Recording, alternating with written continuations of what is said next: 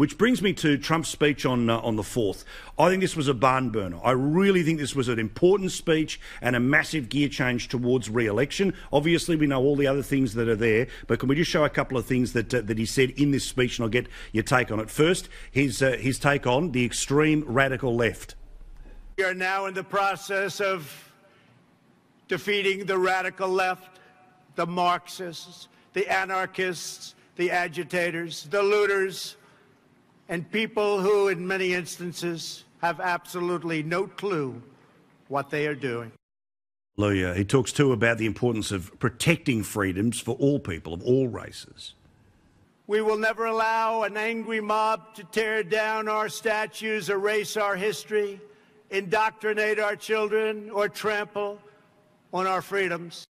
And again, absolutely nails it about who is really behind the tear down the statue movement. There have always been those who seek to lie about the past in order to gain power in the present. Those that are lying about our history, those who want us to be ashamed of who we are not interested in justice or in healing.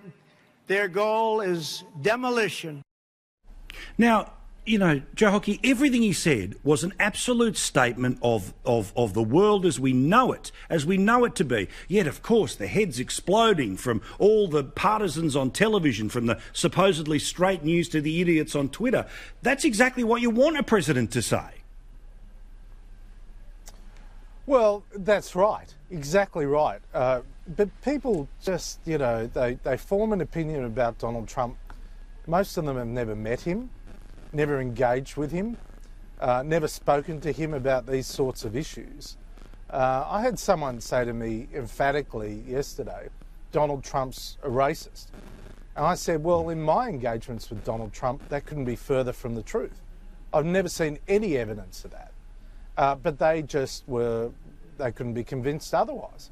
And, you know, unfortunately, there's a rush to define people before you listen to what they have to say. And of course, Donald Trump has said some silly things. We all say silly things from time to time. But the attempt by particularly the angry left to appropriate the motivations of another person is really outrageous. And what it is doing is it's closing down free speech. And free speech allows people to protest in the first place.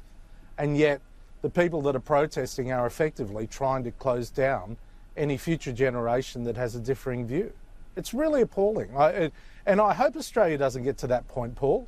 I mean, people like you need to defend the right to free speech and the right to disagree. When I was Treasurer, I had people appropriating my motivations all the time, whether it be about people driving cars, about whether, you know, how you qualify to get a mortgage and buy a home.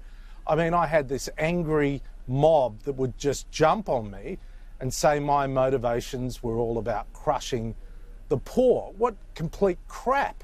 And it was all about them owning the narrative rather than actually being a part of a conversation of how you can lift people and help them who are most vulnerable and give opportunities to everyone right across the community. Well, and I will never forgive nor forget those in the press gallery who tried to have a go at you for having a dance with your kid who you hadn't seen for ages, and the song and what was the meaning, and reading in, and this was sort of, you know, the leading question that you were asked by... Anyway, I know it's history, but this stuff hurts, and it's complete projection and bullshit that people throw. But, you know, I will never forgive for that deliberate distortion. It was a disgrace.